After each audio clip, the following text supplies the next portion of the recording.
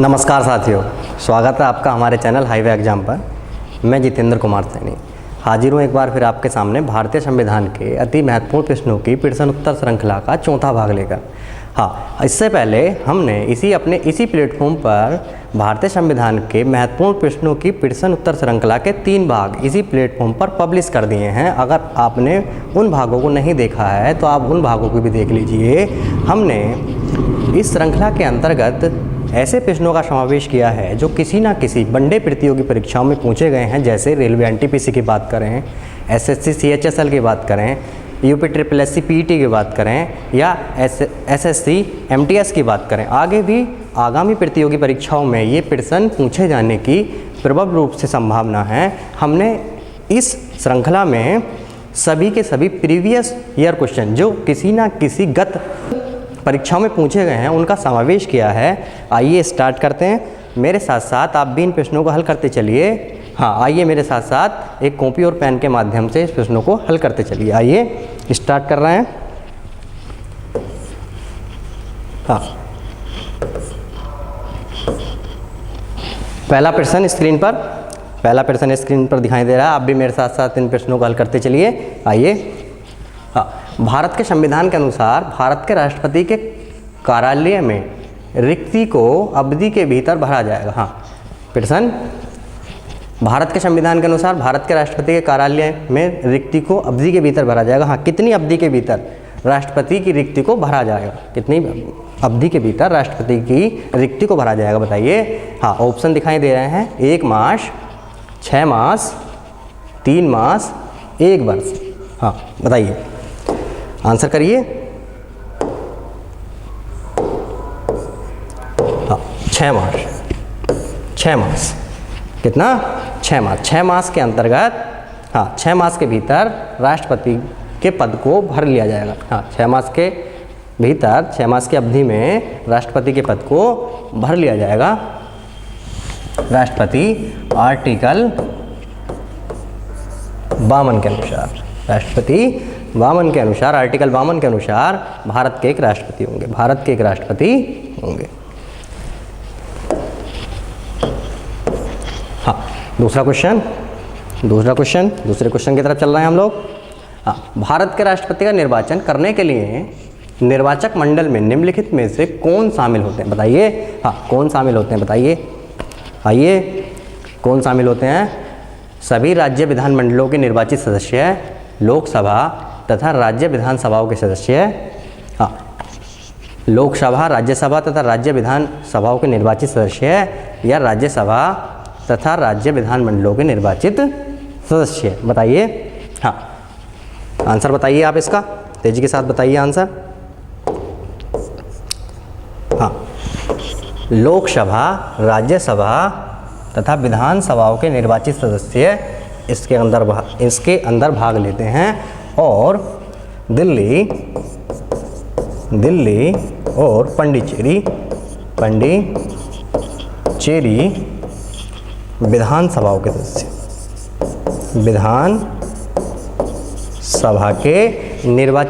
विधानसभा के निर्वाचित सदस्य इसके अंदर भाग लेते हैं। आइए अगले प्रश्न की तरफ चल रहे हैं। राज्यसभा को भंग करने में निम्नलिखित में से कौन सक्षम है? हाँ, राज्यसभा को भंग करने में कौन सक्षम, बताइए। हाँ, राज्यसभा इनमें से किसके द्वारा भंग की जा सकती है? हाँ, आंसर करते चलिए, आप भी तेजी के साथ बताइए। हाँ, अध्यक्ष या राज्यसभा का अध्यक्ष, राष्ट्रपति, संसद संयुक्त सत्र, उपयुक्त में से कोई नहीं, बताइए आंसर। उपयुक्त में से कोई भी नहीं। राज्यसभा को भंग करने में इनमें से कोई भी सक्षम नहीं है। राज्यसभा कभी भी भंग नहीं की जाती। इसके 1/3 सदस्य प्रत्येक 2 वर्ष की समाप्ति पर हाँ, सेवानिवृत्त होते रहते हैं और प्रत्येक सदस्य 6 वर्ष की अवधि के लिए चुना जाता है। 6 वर्ष की अवधि के लिए प्रत्येक सदस्य का चुनाव होता है। होता है। आइए हाँ, क्वेश्चन नंबर 4 की तरफ चल रहे हैं। निम्नलिखित में से संसद की वह स्थायी समिति कौन सी है जिसमें राज्यसभा के सदस्य शामिल नहीं होते? जिसमें राज्यसभा के सदस्य शामिल नहीं होते, इनमें से कौन सी समिति ऐसी बताइए जिसमें से राज्यसभा के सदस्य शामिल नहीं होते? राज्यसभा के सदस्य शामिल नहीं होते, बताइए। हाँ, लोक लेखा समिति, ऑप्शन नंबर 2 प्राक्कलन समिति, बताइए। हाँ, सार्वजनिक उपक्रम समिति या सरकारी बीमा समिति, बताइए आंसर बताइए। हाँ, प्राक्कलन समिति, प्राक्कलन समिति, प्राक्कलन समिति या आकलन समिति, या आकलन समिति। इसमें राज्यसभा के सदस्य, हाँ, राज्यसभा के सदस्य शामिल नहीं होते। लोकसभा के इसके अंदर, हाँ, लोकसभा के हाँ 30 सदस्य शामिल होते हैं, 30 सदस्य शामिल होते हैं। राज्यसभा के सदस्य इसमें शामिल नहीं होते, राज्यसभा के सदस्य इसमें शामिल नहीं होते, राज्यसभा के कोई भी सदस्य इसमें शामिल नहीं होते। बात कर लेते हैं हाँ लोक लेखा समिति, हाँ जुड़वा बहन, प्राक्कलन समिति की जुड़वा बहन, हाँ इसके अंतर्गत, हाँ इसके अंदर 22 सदस्य होते हैं। बताइए कितने सदस्य होते हैं? हाँ 22 सदस्य होते हैं, 22 सदस्य होते हैं। बहुत बार पूछा गया जाने वाला प्रश्न है। 22 सदस्य होते हैं किसमें? बताइए लोक लेखा समिति, लोक लेखा समिति में 22 सदस्य होते हैं। हाँ लोकसभा के, बताइए लोकसभा के, हाँ लोकसभा के 15 और राज्यसभा के बताइए कितने? हाँ राज्यसभा के बताइए 7 सदस्य शामिल होते हैं, 7 सदस्य शामिल होते हैं। राज्यसभा के इसमें 7 सदस्य शामिल होते हैं। आइए अगले प्रश्न की तरफ, हाँ अगले प्रश्न की तरफ चल रहे हैं हम लोग। हाँ आइए आप भी मेरे साथ साथ इन प्रश्नों का हाँ उत्तर देते चलिए, अपना मूल्यांकन साथ साथ करते चलिए। आइए हाँ सदाबहार क्वेश्चन है, प्रत्येक परीक्षा में, प्रत्येक वनडे प्रतियोगी परीक्षा में पूछे जाने वाले सदाबहार क्वेश्चन है, सदाबहार क्वेश्चन है। हाँ पूछे ही पूछे जाने वाले क्वेश्चन। भारत के राष्ट्रपति के चुनाव संबंधी विवाद के मामलों को निम्नलिखित में से किसके पास भेजा जाएगा? इनमें से, हाँ बताइए इनमें से किसके पास भेजा जाएगा? हाँ चुनाव संबंधी विवाद के मामले को निम्नलिखित में से किसके पास भेजा जाएगा? हाँ निर्वाचन आयोग के, संसद के, भारत का उच्चतम न्यायालय या मंत्रिमंडल। बताइए आंसर मेरे साथ साथ करते चलिए। आइए हाँ आइए हाँ हाँ भारत का उच्चतम न्यायालय, भारत का उच्चतम न्यायालय, भारत का उच्चतम न्यायालय। हाँ राष्ट्रपति चुनाव संबंधी मामले, राष्ट्रपति से संबंधित, हाँ राष्ट्रपति संबंधित मामले,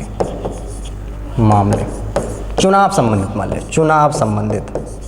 चुनाव संबंधित मामले कौन देखेगा? बताइए भारत का उच्चतम न्यायालय यानी कि सुप्रीम कोर्ट देखेगा। कौन देखेगा? बताइए सुप्रीम कोर्ट के पास भेजा जाएगा, सुप्रीम कोर्ट के पास भेजा जाएगा।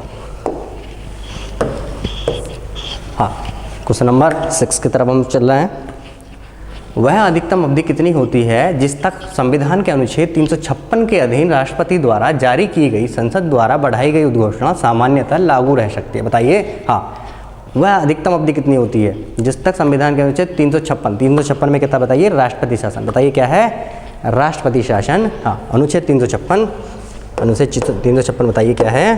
हाँ बताइए आप भी।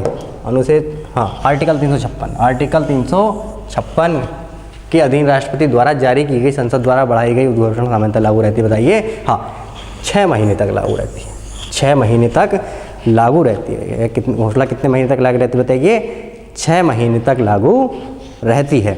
हाँ आपातकाल, आपातकाल के बारे में बात कर लेते हैं। आपातकाल, आपातकाल कितने होते हैं? बताइए 3 प्रकार के आपातकाल भारत में लगते हैं, 3 प्रकार के आपातकाल। हाँ आर्टिकल 352, आर्टिकल 352, आर्टिकल 356 और आर्टिकल 360। हाँ राष्ट्रीय आपातकाल 352, आर्टिकल 352 राष्ट्रीय आपातकाल। हाँ राष्ट्रीय आपातकाल, आपातकाल, राष्ट्रीय आपातकाल। हाँ युद्ध, बाह्य आक्रमण तथा सशस्त्र विद्रोह, युद्ध, बाह्य आक्रमण तथा सशस्त्र विद्रोह होने पर राष्ट्रीय आपातकाल लगाया जाएगा। बताइए राष्ट्रीय आपातकाल लगाया जाएगा। 356 राष्ट्रपति शासन, राष्ट्रपति शासन, हाँ राष्ट्रपति शासन, राष्ट्रपति शासन, राष्ट्रपति शासन। 360 बताइए वित्तीय आपातकाल, क्या बताइए, वित्तीय आपातकाल। अगले प्रश्न की तरफ चल रहे हैं। युद्ध या बाहरी आक्रमण के कारण किस अनुच्छेद के अधीन भारत में आपात स्थिति, हाँ आपात स्थिति की घोषणा की जा सकती है। हाँ युद्ध तथा वहाँ आक्रमण तथा सशस्त्र विद्रोह के हाँ की घोषणा की जा सकती है। बताइए किस अनुच्छेद के दौरान भारत में आपात स्थिति की घोषणा की जाएगी। हाँ बताइए कौन से अनुच्छेद के द्वारा, कौन से अनुच्छेद के द्वारा। हाँ अनुच्छेद 356, आर्टिकल 352, आर्टिकल 353 या आर्टिकल 354, इनमें से आर्टिकल कौन सा है बताइए। हाँ कौन सा आर्टिकल है, आप भी आंसर बताइए तेजी से। आर्टिकल 300, हाँ आर्टिकल 352, आर्टिकल 352, आर्टिकल 352 कह दो, आर्टिकल 352 के द्वारा हाँ युद्ध वहाँ आक्रमण, युद्ध वहाँ आक्रमण तथा सशस्त्र विद्रोह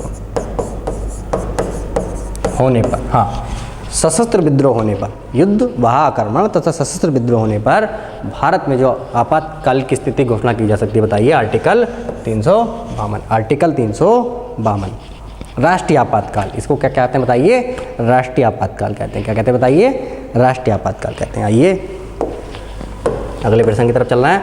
निम्नलिखित में किस अनुच्छेद के अधीन किसी राज्य में संवैधानिक व्यवस्था को भंग घोषित किया जाता है। बताइए हाँ किस संवैधानिक व्यवस्था को भंग किया जाता है, इनमें से बताइए। आर्टिकल 352, आर्टिकल 356, आर्टिकल 389 या आर्टिकल 392। बताइए आंसर करिए, इसका आंसर आप तेज़ी से बताइए। ऊपर इसके बारे में पहले ही चर्चा हो चुकी है। हाँ बताइए। हाँ संवैधानिक व्यवस्था को भंग किया जाता है। आर्टिकल 356, आर्टिकल 356 राष्ट्रपति शासन, राष्ट्रपति शासन, राष्ट्रपति शासन, राष्ट्रपति शासन, राष्ट्रपति शासन। इसके द्वारा बताइए क्या है आर्टिकल 356 में, राष्ट्रपति शासन।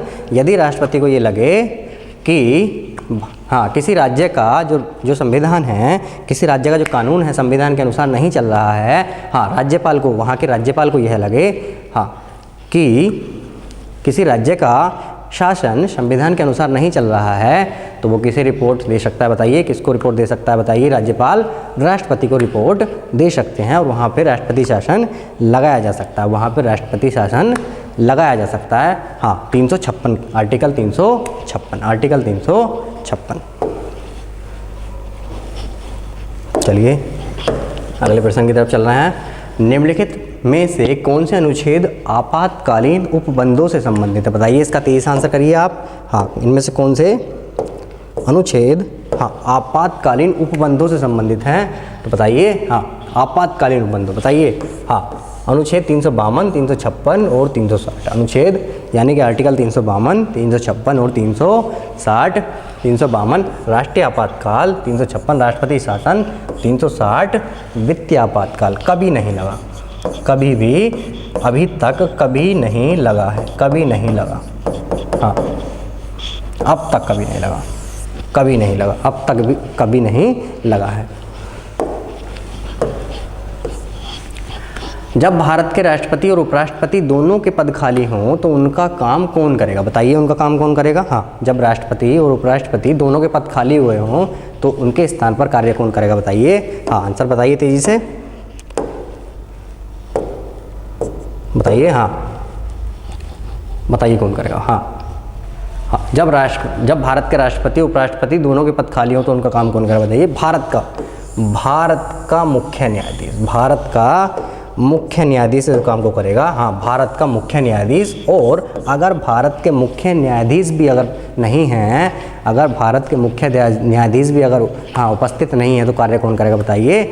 वरिष्ठ न्यायाधीश, हाँ, उच्चतम न्यायालय के वरिष्ठ न्यायाधीश, उच्चतम न्यायालय के वरिष्ठ न्यायाधीश, हाँ वरिष्ठ न्यायाधीश, न्यायाधीश, हाँ उच्चतम न्यायालय के, सुप्रीम कोर्ट के वरिष्ठ न्यायाधीश, सुप्रीम कोर्ट के वरिष्ठ न्यायाधीश उनकी जगह पे काम करेंगे।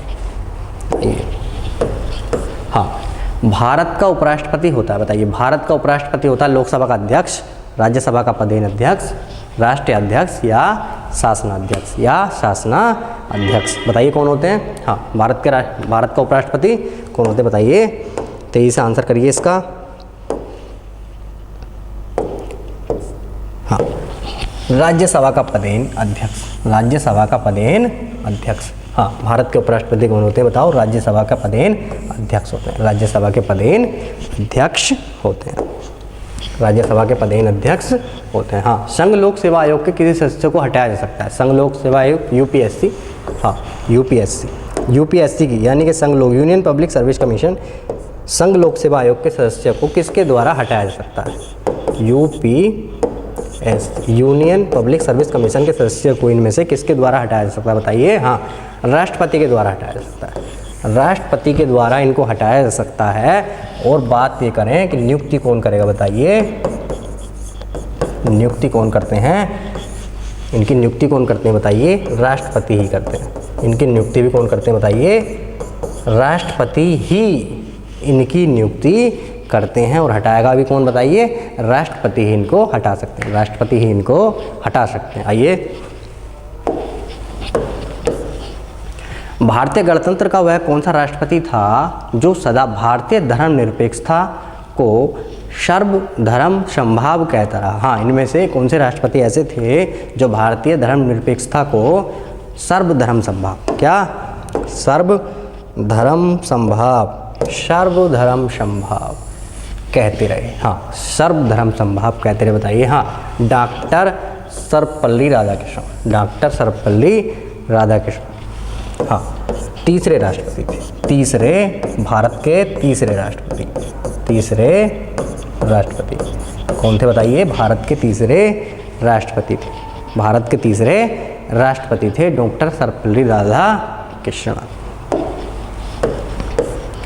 राष्ट्रपति द्वारा राज्यसभा के कितने सदस्यों को नामित किया जाता है बताइए? राष्ट्रपति द्वारा राज्यसभा, हाँ राज्यसभा में, राष्ट्रपति द्वारा राज्यसभा में कितने सदस्यों को नामित किया जाता है? हाँ, राज्यसभा में कितने? 12 सदस्यों को नामित किया जाता है। राष्ट्रपति द्वारा कितने सदस्यों को बताइए? 12 सदस्यों को नामित किया जाता है राज्यसभा में राष्ट्रपति के द्वारा। और लोकसभा में बताइए कितने सदस्यों को नामित किया जाता है? लोकसभा में बताइए, लोकसभा में 2 सदस्यों को राष्ट्रपति के द्वारा, 2 सदस्यों को राष्ट्रपति के द्वारा नामित किया जाता है, 2 सदस्यों को राष्ट्रपति के द्वारा नामित किया जाता है। आइए, हाँ, भारत के राष्ट्रपति का नाम बताएं जो निर्विरोध चुने गए। हाँ, निर्विरोध चुने गए, बिना किसी विरोध के चुने गए। निर्विरोध मतलब बिना किसी विरोध के चुने गए, उस राष्ट्रपति का नाम बताइए। निर्विरोध, हाँ बताइए? डॉक्टर शंकर दयाल शर्मा, डॉक्टर नीलम संजय रेड्डी, डॉक्टर फखरुद्दीन अली अहमद या डॉक्टर जाकिर हुसैन? बताइए तेजी से आंसर। हाँ, इसका आंसर बताइए डॉक्टर नीलम संजीव रेड्डी, डॉक्टर नीलम संजीव रेड्डी बिना किसी विरोध के निर्विरोध चुने गए। बहुत बार परीक्षाओं में ये प्रश्न पूछा जाता है, कई बार परीक्षाओं में प्रश्न पूछा जाता है। भारत के राष्ट्रपति का नाम बताइए जो निर्विरोध चुने गए, बताइए कौन थे? नीलम संजीव रेड्डी। कौन थे बताइए? नीलम संजीव रेड्डी, नीलम संजीव रेड्डी। आइए, हाँ, निम्नलिखित में से कौन 2 बार भारत का राष्ट्रपति चुना गया? इनमें से कौन 2 बार भारत का राष्ट्रपति चुना गया बताइए? हाँ, doctor S Radhakrishnan, doctor Rajendra Prasad, Zakir Hussain या बीबी गिरी? बताइए, आप तेजी से आंसर इसका कर सकते हैं, बहुत तेज़ी के साथ आंसर इसका भी कर दे। चलिए, हाँ, डॉक्टर राजेंद्र प्रसाद, डॉक्टर राजेंद्र प्रसाद 15 अगस्त 1947 को स्वतंत्र भारत के पहले राष्ट्रपति चुन लिए गए और उसके बाद ये दूसरी बार भी राष्ट्रपति चुने गए, यानी कि कुल मिलाकर 2 बार भारत के राष्ट्रपति बने, 2 बार भारत के राष्ट्रपति बने डॉक्टर राजेंद्र प्रसाद, डॉक्टर राजेंद्र प्रसाद। हाँ, भारत के उपराष्ट्रपति का चुनाव किया जाता है, बताइए? भारत के उपराष्ट्रपति का चुनाव कौन करता है? संसद के सदस्यों द्वारा, राज्यसभा के सदस्यों द्वारा, हाँ राज्यसभा के सदस्यों द्वारा, राज्यसभा के सदस्यों द्वारा, बताइए? राज्यसभा के सदस्यों द्वारा, संसद के निर्वाचित सदस्यों द्वारा, संसद और राज्य विधान मंडलों के सदस्यों द्वारा। बताइए। हाँ, संसद के सदस्यों द्वारा, संसद के सदस्यों द्वारा। इनमें से कौन सा उत्तर बन जाएगा बताइए। संसद के, हाँ, संसद के सदस्यों द्वारा, संसद के सदस्यों द्वारा, संसद के सदस्यों द्वारा। हाँ, भारत के उपराष्ट्रपति का चुनाव किया जाता है। बताइए। भारत के उपराष्ट्रपति का चुनाव संसद के सदस्यों के द्वारा किया जाता है, संसद के सदस्यों के द्वारा किया जाता है। आइए तेजी के साथ आंसर करते चलिए मेरे साथ साथ, इनका अपना मूल्यांकन भी साथ साथ मेरे साथ साथ करते चलिए। कॉपी और पेन के माध्यम से इनका मूल्यांकन आप करते चलिए, तेजी के साथ आंसर करते चलिए। आइए, क्वेश्चन सदाबहार क्वेश्चन है, किसी न किसी वनडे प्रतियोगी परीक्षा में हमेशा पूछे जाते हैं और आगे भी आगामी परीक्षा में पूछे जाने की प्रबल रूप से संभावना। आइए, हाँ, भारत सरकार का संवैधानिक अध्यक्ष कौन होता है? बताइए। भारत सरकार का संवैधानिक अध्यक्ष, हाँ, भारत सरकार का संवैधानिक अध्यक्ष राष्ट्रपति जी होते हैं। भारत सरकार के संवैधानिक अध्यक्ष राष्ट्रपति जी होते हैं। तीनों सेनाओं के कमांडर, तीनों सेनाओं के कमांडर भी हैं, तीनों सेनाओं के कमांडर, तीनों सेनाओं के कमांडर भी राष्ट्रपति जी होते हैं। तीनों सेनाओं के कमांडर भी राष्ट्रपति जी होते हैं। तीनों सेनाओं के कमांडर भी राष्ट्रपति जी होते हैं। और भारत सरकार का संवैधानिक अध्यक्ष कौन है? बताइए। राष्ट्रपति। कौन है? बताइए। राष्ट्रपति। हाँ, यदि राष्ट्रपति त्यागपत्र देना चाहे तो वह अपना त्यागपत्र किसे संबोधित करेगा? यदि राष्ट्रपति अपना त्यागपत्र देना चाहे तो इनमें से किसे, हाँ, त्यागपत्र संबोधित करेगा? बताइए। भारत के मुख्य न्यायाधीश को, लोकसभा के सचिव को, उपराष्ट्रपति को या प्रधानमंत्री को? या प्रधानमंत्री को। बताइए आंसर, तेजी के साथ आंसर बताइए। हाँ, भारत के उपराष्ट्रपति, भारत के उपराष्ट्रपति को अपना त्यागपत्र देंगे, अपना त्यागपत्र, हाँ, अपना त्यागपत्र देंगे। महाभियोग के द्वारा भी राष्ट्रपति को हटाया जा सकता है। महाभियोग की प्रक्रिया के द्वारा भी राष्ट्रपति को हटाया जा सकता है। आर्टिकल 61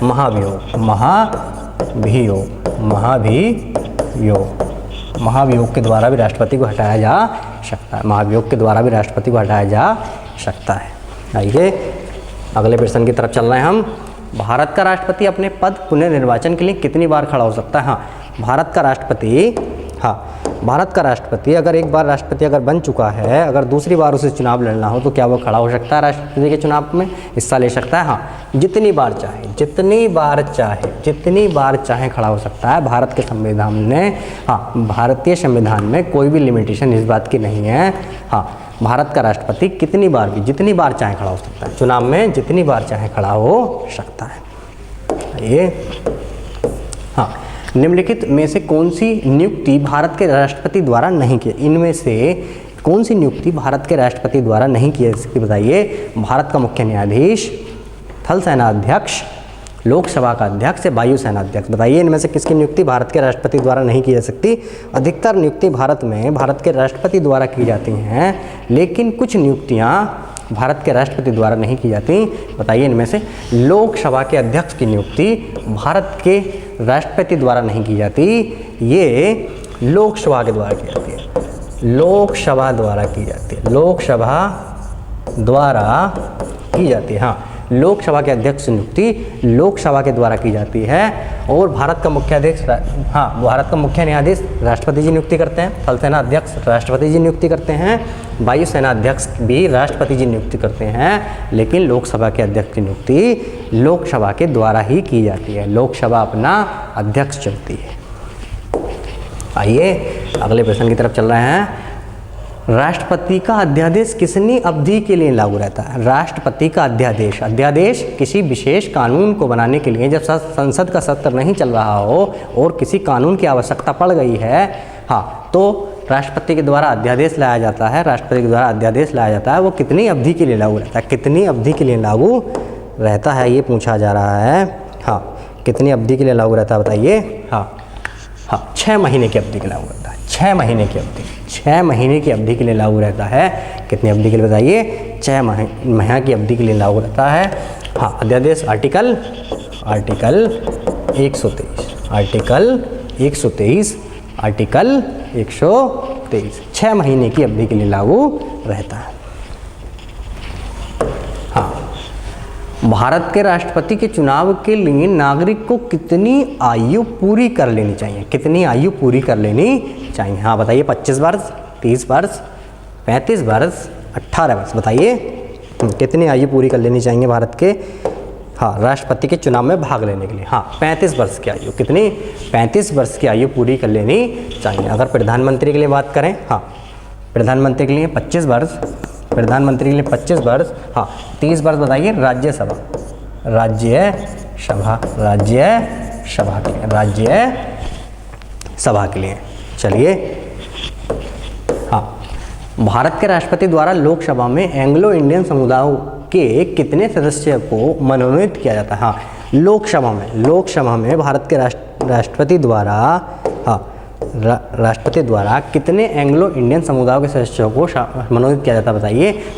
लोकसभा में 2 सदस्यों को मनोनीत किया जाता है। अगर भारत के राष्ट्रपति जी को ये लगे कि एंग्लो इंडियन का भारतीय संसद में प्रतिनिधित्व नहीं है तो लोकसभा में एंग्लो इंडियन समुदाय के सदस्यों को 2 सदस्यों को मनोनीत कर सकते हैं। 2 सदस्यों को मनोनीत कर सकते हैं। राष्ट्रपति जी 2 सदस्यों को मनोनीत कर सकते हैं, 2 सदस्यों को।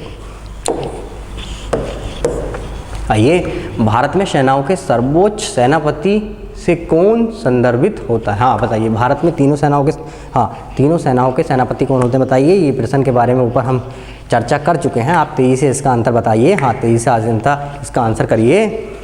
आइए, कौन बताइए? राष्ट्रपति भारत के सर्वोच्च सेनापति के रूप में संदर्भित होता है, यानी कि तीनों सेनाओं का सर्वोच्च कमांडर, सुप्रीम कमांडर होता है, सुप्रीम कमांडर होते हैं। अगले प्रश्न की तरफ चल रहे हैं। योजना आयोग के अध्यक्ष इनमें से कौन है? बताइए, योजना आयोग के अध्यक्ष इनमें से कौन होते हैं? योजना आयोग के अध्यक्ष भारत के राष्ट्रपति, वित्त मंत्री, प्रधानमंत्री या योजना मंत्री? प्रधानमंत्री योजना आयोग के अध्यक्ष होते हैं। और इसका नाम अब क्या कर दिया? बताइए, नीति आयोग। क्या कर दिया? बताइए, नीति आयोग। भारत के प्रधानमंत्री इसके अध्यक्ष होते हैं। प्रेजेंट टाइम में प्रधानमंत्री नरेंद्र मोदी जी इसके अध्यक्ष हैं।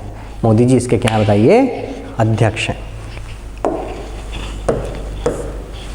भारत के संविधान के अनुच्छेद 75(3) के अनुसार मंत्रिपरिषद निम्नलिखित में से किसके प्रति सामूहिक रूप से जिम्मेदार होती है? किसके प्रति सामूहिक रूप से जिम्मेदार होती है? बताइए। इनमें से किसके प्रति सामूहिक रूप से जिम्मेदार होती है? किसके? बताइए।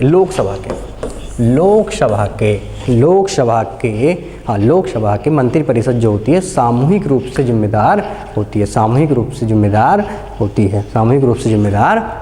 है। ये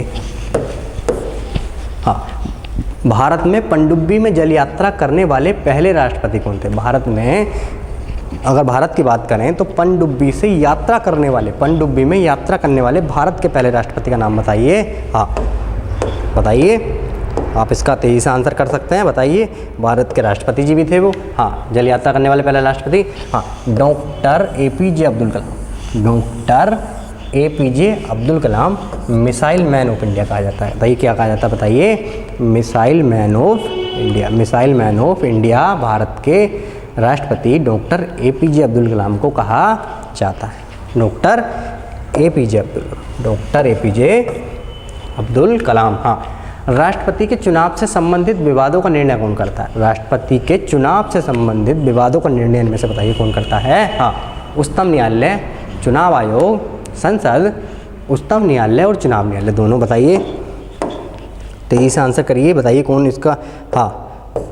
इसका निर्णय करेगा? बताइए, उच्चतम न्यायालय, भारत का सुप्रीम कोर्ट, भारत के सुप्रीम कोर्ट। बताइए, सुप्रीम कोर्ट। उच्चतम न्यायालय राष्ट्रपति के चुनाव से संबंधित विवादों का निर्णय उच्चतम न्यायालय,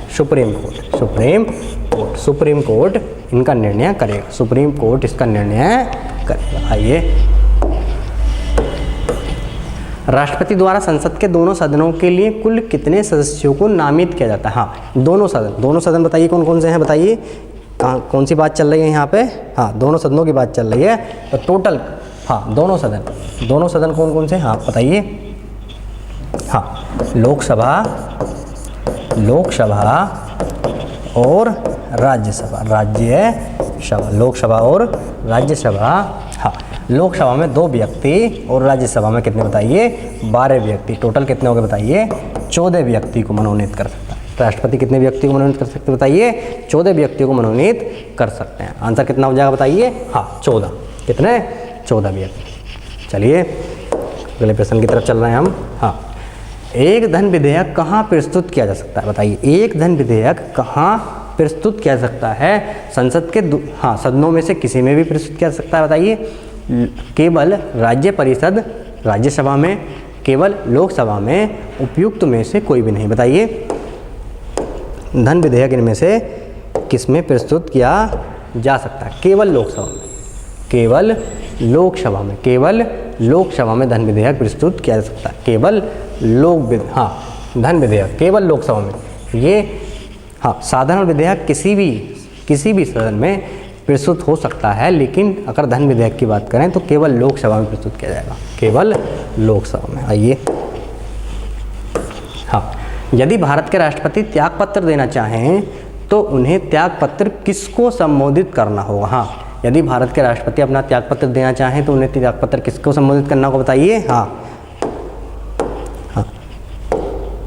बताइए। हाँ भारत के उपराष्ट्रपति को, किसके, हाँ भारत के उपराष्ट्रपति को अपना त्यागपत्र दे सकते हैं, भारत के उपराष्ट्रपति को अपना त्यागपत्र दे सकते हैं।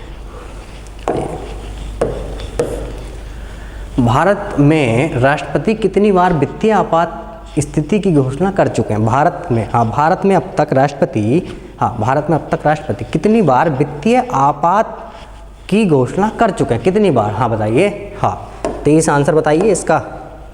इसके बारे में जो चर्चा हम पहले भी कर चुके हैं। हाँ कितनी बार वित्तीय आपातकाल लग चुका है बताइए, कभी नहीं, अभी तक कभी भी वित्तीय आपात नहीं लगा है। हाँ कौन से article, article number 360, article number 360। हाँ आर्टिकल नंबर 360, आर्टिकल 360। अभी तक वित्तीय आपातकाल भारत में नहीं लगा है, अभी तक वित्तीय आपातकाल भारत में नहीं लगा है। हाँ कभी नहीं, इसका आंसर क्या हो जाएगा बताइए, कभी नहीं। क्या हो जाएगा बताइए, कभी नहीं।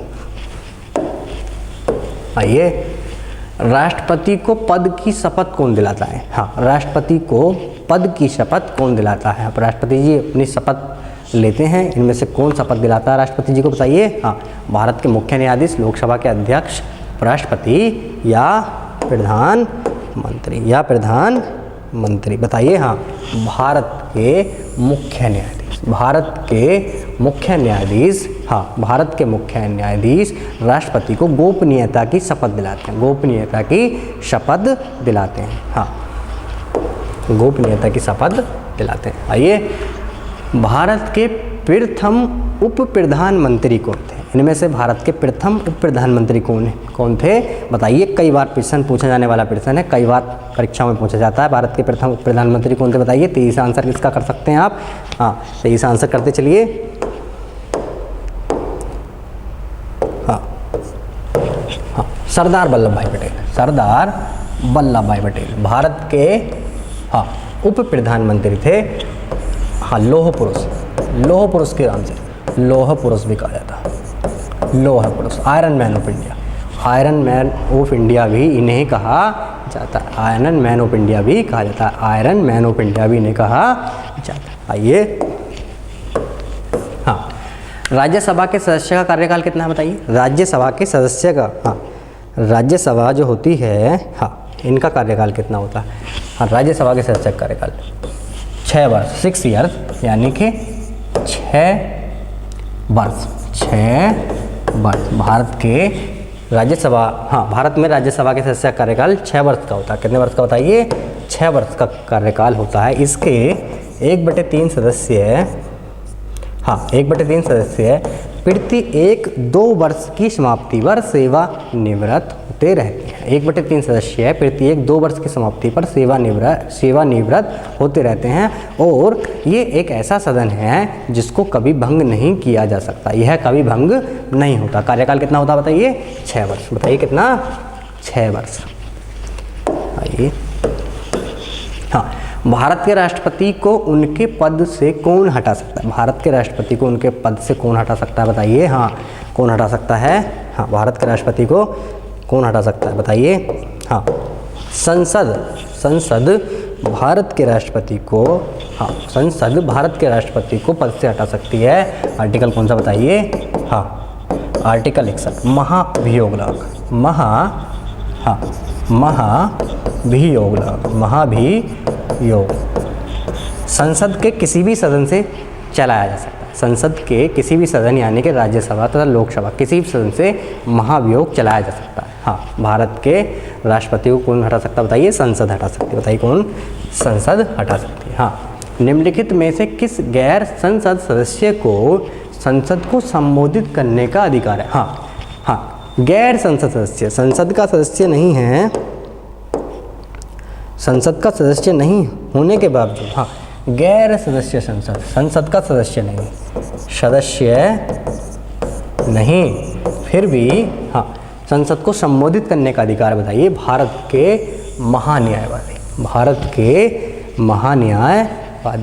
महान्यायवादी को संसद को संबोधित करने का अधिकार है। संबोधित करने का